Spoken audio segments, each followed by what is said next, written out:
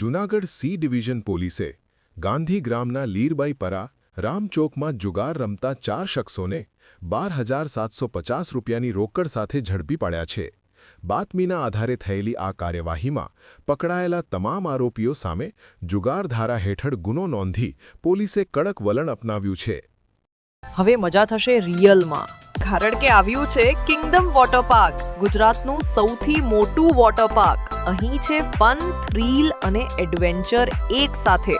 દેશની પહેલી ટ્રેઝરશિપ play station, જ્યાં બાળકોથી લઈ મોટા સૌ કરે છે મસ્તી અનલિમિટેડ. અને તૈયાર થજો થંડર બે એવી વેવ રાઇડ કે દિલ બોલી ઉઠે વન્સ મોર.